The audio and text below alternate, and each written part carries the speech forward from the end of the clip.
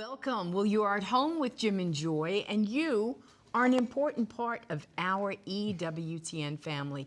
And we are delighted that you have welcomed us into your home. You know, we would love to hear from you. So today we're taking questions and comments from our viewers. So if you're watching, you know it's Monday and it's a live broadcast. Give us a jingle at 1-800-221-9460. If you are calling and you are outside North America, you can reach us at area code 205-271-2980. And you can always send us an email with a question or a comment to jimandjoy@ewtn.com. and check us out on Facebook. Well, the question for today's show: what do pregnancy help centers offer to help foster and build a new culture of life and love? So it's why, how, what do they do? Are you familiar with pregnancy help centers in your area? And so there's over thousands of them in our country. We are one of 70 just in the state of Alabama. Our center. Our center. Our Choice Birmingham Women's Center. Yeah, so what do they do? Are you familiar with them? Have you been involved? Maybe your parish, maybe you participated in a baby bottle project. Maybe you participated in a life chain that helped to fund a pregnancy help center. Right. Maybe you've gone in as a client. Maybe you brought your son or daughter in. So what do they do? How do they help? Are you aware of their influence of life and love in your area, in your state, and especially the great impact that they are having, not just in our country, but throughout the world? Right. So we want you to call us now. Send us an email now. What is your perception? What is your reality regarding pregnancy medical centers, crisis pregnancy centers, pro-life help centers, pregnancy help centers? As you were saying, Joy, we want to hear from you. If you work inside of one, you're a staff member, you're a director, you're doing the ultrasounds and seeing these babies where a life and death choice is being made. Maybe you've gone there for post-abortion healing. And so we want to hear from all of you. Or maybe you're just saying, I'm not sure what these are all about. And where are they? How do I find one? How do I start one? Because this is a critical, pivotal ministry for building a new culture of life and of love. And there are thousands of them, as you said, Joy, multiple thousands all over the country, all over the world.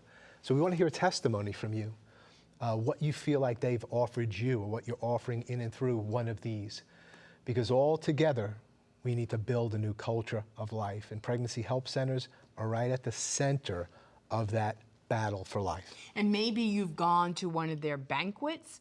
Maybe you are a donor and you support them financially. There are so many ways to be involved. Or you know what? You just might even be on a prayer team where you pray for a week or a month, or you're praying for the great work that's happening as these men and women are certainly on the front lines defending and loving life one client at a time. And hopefully by the end of our time here today, you're going to know exactly where to get the help that is needed for a crisis pregnancy, post-abortion healing work.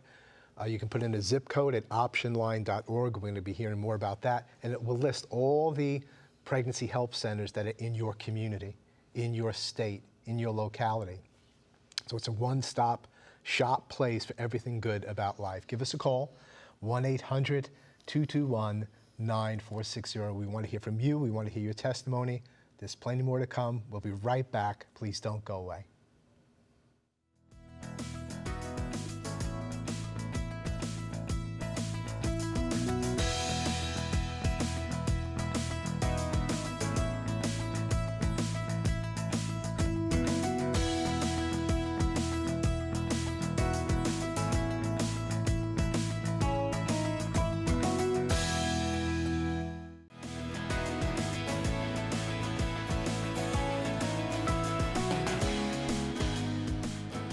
Welcome back. Well, remember that today we're taking your questions on our show. So if you're watching, you know it's Monday. We want you to give us a jingle at 1-800-221-9460. If you are calling and you are outside North America, please reach us at area code 205-271-2980.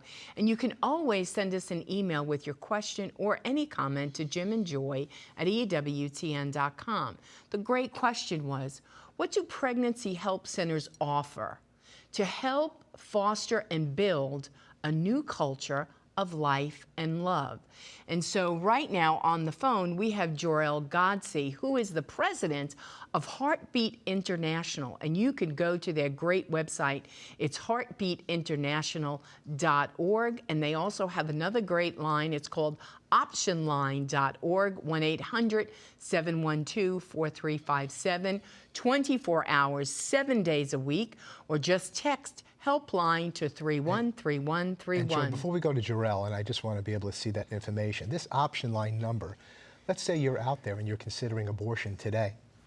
You go to optionline.org or you call that number, and they'll tell you the help centers are right nearby you. Maybe you're out there and you're saying, you know what, I've had an abortion, I paid for an abortion. I feel ashamed, or I feel guilt. I need to know forgiveness, but I can't forgive myself. Go to optionline.org. Give them a phone call. They have all of the post-abortion healing information that you'll need.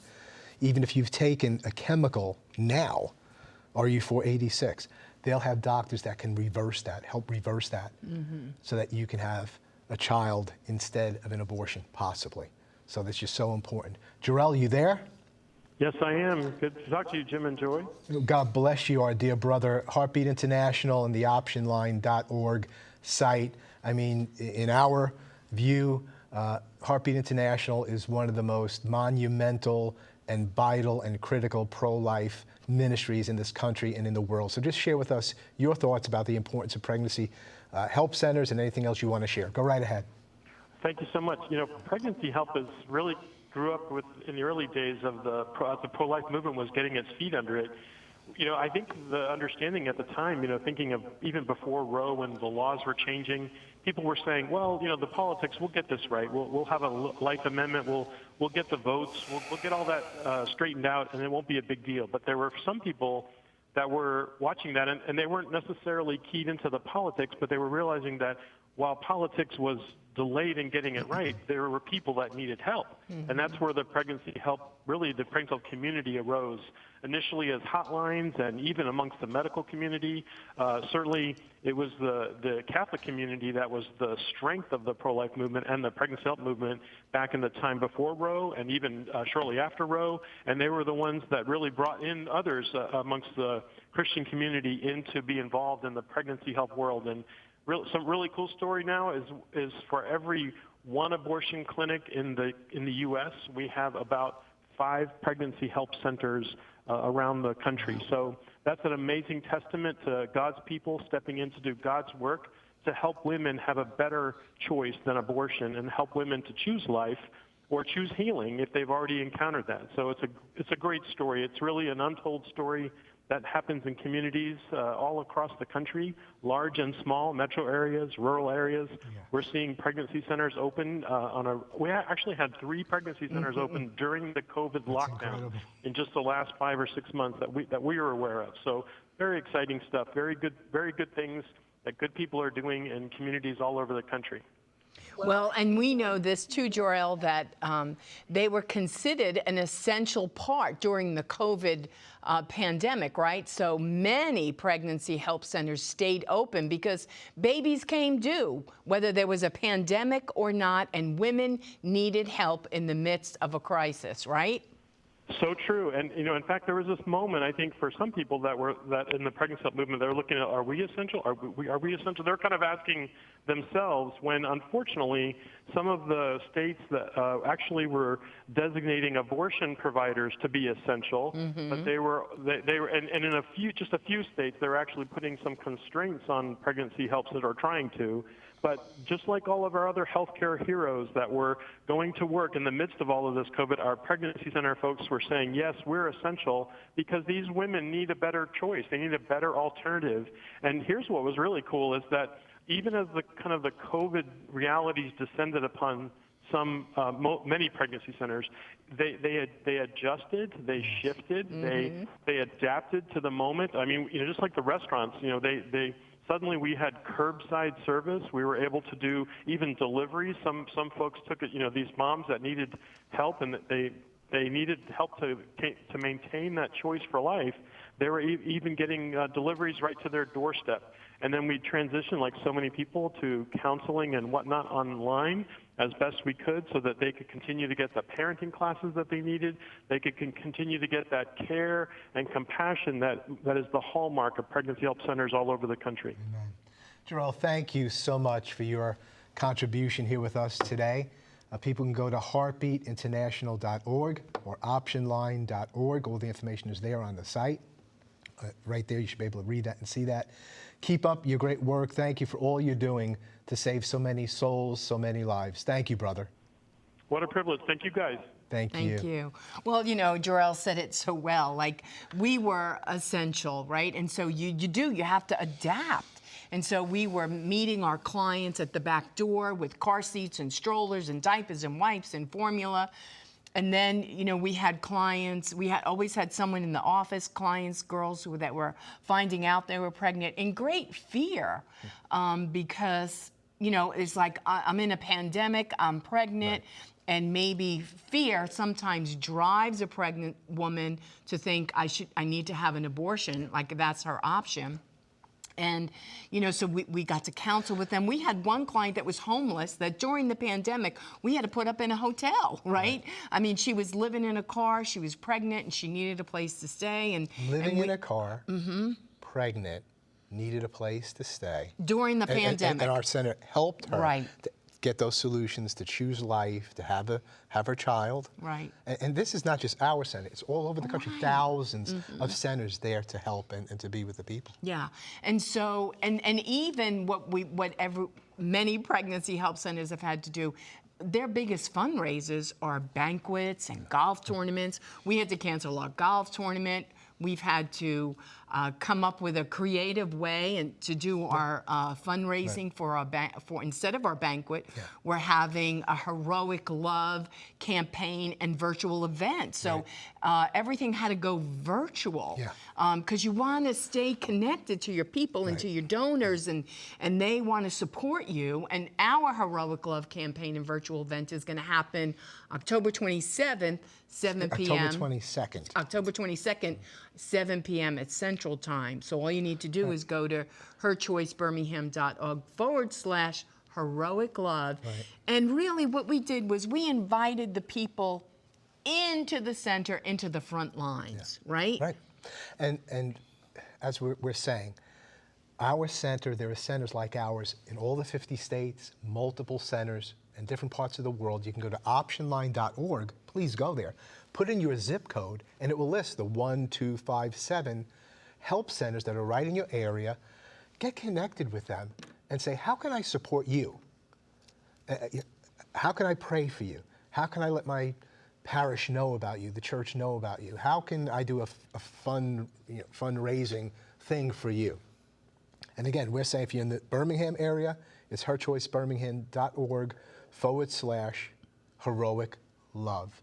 And support your local pregnancy center. We want to hear from you. If you're seeing us today, call us, email us, let us know the difference that a pregnancy help center has made in your life. Joy, one of the reasons why we termed our campaign heroic. I remember when we were gathering together in March, I guess it was, when COVID really was picking up and everything else. And the government wasn't coming out and saying we were essential. They were saying abortion those clinics were essential. And so we were saying, like, how bad is this thing? How contagious is it? But we're always there in the center. But we said, what about doing ultrasounds and being up close and counseling? Should we do this? Shouldn't we do this? And then we were appealing, and we found protective gear, everything else. And then a group of us just got together. And we said, this is a bit of a risk here. So we took all the protocols that we could. We don't let people in without taking their temperature, asking them questions before they come, when they're there. But a group of us got together and said, you know what? Whether the government's saying it or not, we're essential. Because we know that women are coming in. We have 2 ultrasound rooms. We get images of the babies. We're looking at them. We know that 80% of the women who might come to us for an abortion, they think we're an abortion center, some of them. And so they come, if they'll just see their baby, and we're offering them community and love and resources, 80% of them choose life. Yes. But 20% of them do not choose life. And if we're not open, if we're not doing the ultrasounds and the abortion mills Abortion are clinics open, are open. oh, they're more than happy to do an abortion of your baby, or even if you don't have a child, they might do an abortion or say that they do. And so we, when that moment, when our ultrasound technician said, I'll be here, counselor said they'll be here, we were going to be there with all the protective gear possible. That was heroic. It was heroic. Heroic in the sense that heroic means brave, courageous, sacrificial, putting others first before you. This is what pregnancy help centers do. They put the other person before them, and they seek to look for the face of Jesus Christ. And those women coming in that are crisis pregnancy, we seek to help these women change the way they see. How do we do that? Through sharing the truth in love and through helping them to see their baby, because now it's not an argument between pro-life and pro-choice. Now you're looking at your flesh and blood. Now you're looking at your flesh and blood, and you can't use the thing, this is my body, my choice, because they say, it's not my body. This is in my body, but this is not my body. This is a some whole other nother body. And if they look even more closely, guess what they see? Our Lord's body. Yes. That now I'm seeing Jesus, as you do to the least of these, you do to me. And so we and other pregnancy centers says we have to be here to have the conversation. This is what we like to say about pregnancy medical centers. We're here to have the conversation that may lead to a conversion to life, that will lead to a child being embraced that otherwise would have been aborted. And we need to have the conversation with women who have chosen abortion, and they come to us. Well, what conversation are you going to have with them? A conversation that leads to conversion, that leads to them embracing their aborted child and being reconciled as much as you can and making a different choice next time around, because we have 60 million abortions, and over half of them are repeat abortions of women who haven't received healing. And these pregnancy medical centers not only work to save the baby, they work to bring post-abortion healing to these women so that they could be forgiven and set free and be spokespersons on behalf of life. Well, and what pregnancy help centers do is they want to make abortion unwanted today. And unthinkable. And unthinkable for the next generation. And so what they want to do is pregnancy help centers want to reach and rescue as many women who have believed the lie that this culture has told them that it's not a baby, it's just a blob of tissue. You're going to hit the reset button and everything's going to be okay. There'll be such relief after you have the abortion. I'm going to tell you something. I hate abortion. And you know why I hate it? Because every single day I get to see firsthand, I get to look into the eyes of someone who made that choice, and there's regret. And there's sorrow, and there's self-hate, and there's anger, and there's rage, and there's women, it's awful, it's a lie, and it destroys women. It destroys them.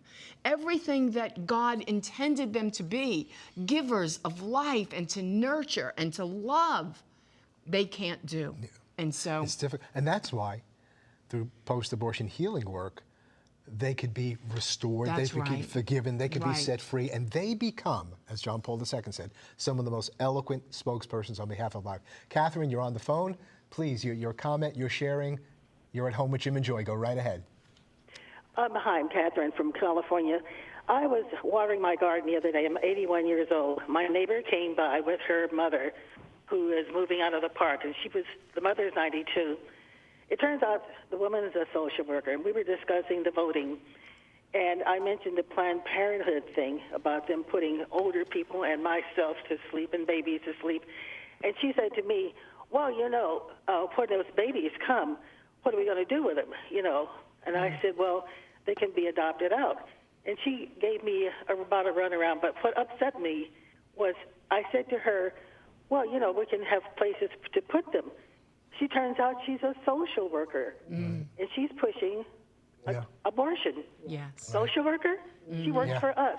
She works for the county, for the government. Right. Hello? Yeah. Well, thank you for your witness and for sharing the pro-life message with her. But I tell you, we have nearly 1 million abortions per year, and we have over 1 million people that are praying that someone would place their child with their family. Yes. Every baby that would be aborted in the year would be placed with people that are praying desperately for a child. And what a blessed gift that is. You don't give your child away, you place your child. Adoption is the most beautiful choice to make. Thank you so much for participating today, especially Jarrell, who was with us earlier, this phone call, and all of you out there. So thank you. There's plenty more to come. We'll be right back. Please don't go away.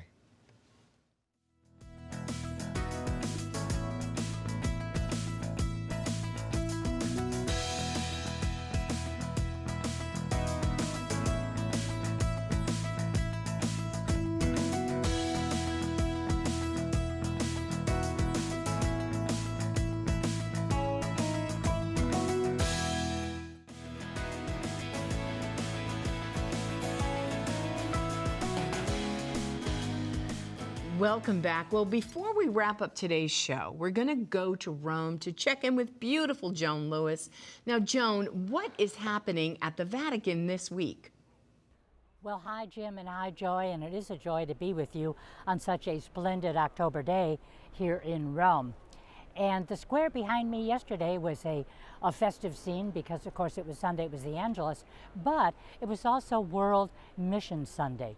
Now, this was instituted in 1926 by Pope Pius XI as a way to remind the faithful Catholic of their obligation to support missionary work in prayer and in deeds. And by the way, normally on this third Sunday in October, World Mission Sunday, there is usually a papal mass with a canonization or two.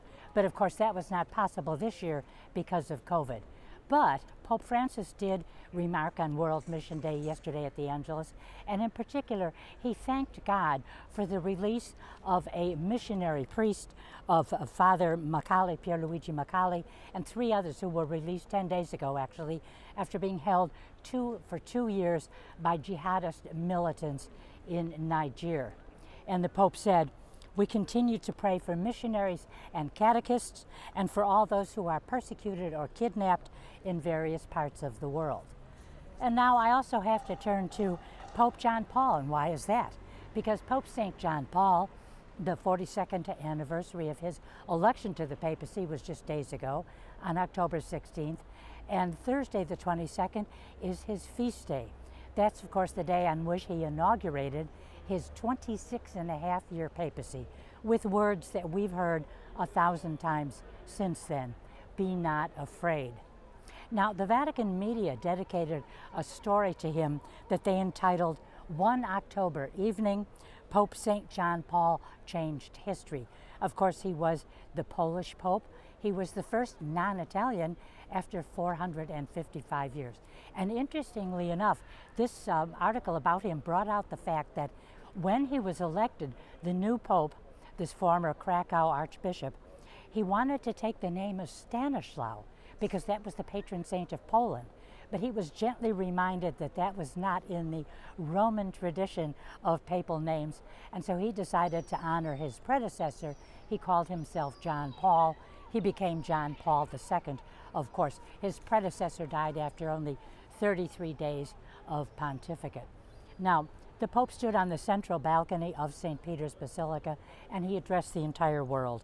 And he said, "I am from a country far, far away, but always so close in communion in faith and the Christian tradition." And he said he accepted his election out of obedience to Jesus and in total trust to his mother Mary, Our Lady Most Holy. "And so I present myself to all of you," said John Paul, "to confess our common faith, our hope, our trust in the Mother of Christ and the Church, and also to begin again on this road of history and the Church with the help of God and the help of men." So, very great words from a very great man, of course, and I close by saying, let's commit ourselves to be not afraid as we live our faith. Back to you. Joan, thanks so much for another wonderful report, for lifting up mission with John Paul II, Pope Francis, all the greats within the church. Want to underline optionline.org, optionline.org. Put in your zip code if you need help regarding crisis pregnancy, post-abortion healing. You just want to know your pregnancy help center near you, and you'll know who they are. They need your support. You can also go to herchoicebirmingham.org/heroic love. Don't be afraid. Every Catholic is called to be a missionary of human dignity, redeemed by the cross of Christ. And you, you're sent by God to evangelize this world with the gospel of life, with the good news of Jesus Christ, his mercy, his grace, and his forgiveness, and to tell the good news of the church. You're an important part of this EWTN family. You're always at home with Jim and with Joy, and all together we will build a new culture and civilization of life and love. Keep it on EWTN. Bye now.